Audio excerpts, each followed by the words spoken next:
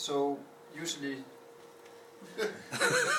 when you do eye tracking, if we say that this is the respondent, this is the eye, and the head, of course you have some head around here. Then you have this is from the top, you have an eye tracker, or you have a camera, or you have a dual binocular tracker.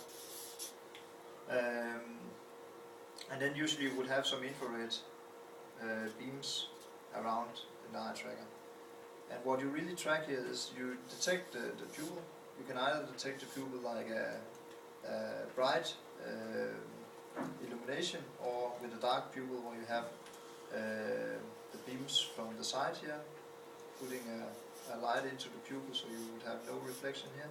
Or you would use these small ones you can see in the T60, small beams around the camera.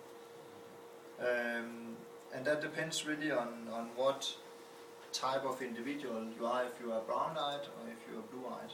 Because if you're blue-eyed, there will be some reflection from the cornea, because blue-eyed people are less or more vulnerable to light than brown-eyed, and they will not have kind of the same what do we call it? The same sensitivity, because the cornea around here will seal off more of the light because they have the brown pigment in there. So depending on who you're tracking, then you can select two different approaches to it to detect the pupil.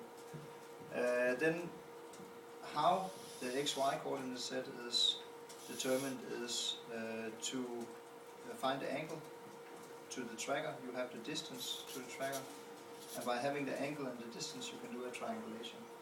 It's the same approach as the old sailors used when they have the light tower, and they had another point, for example the stars, and then they could figure out where are we at this map. And this is basically the map, and then you can find out, okay, where do they look on the screen. And of course there's other things today. There's the line of sight with regards to this coordinate system up here, which is the tracker, and then there's the coordinate system down here, which is the respondent, X, Y, Z. So applying all this math, you will be able to find out, okay, what direction do I look in, and where do I look at the screen, and that's the main idea behind it. And what's the eye model that's generated to reuse somebody's calibration again?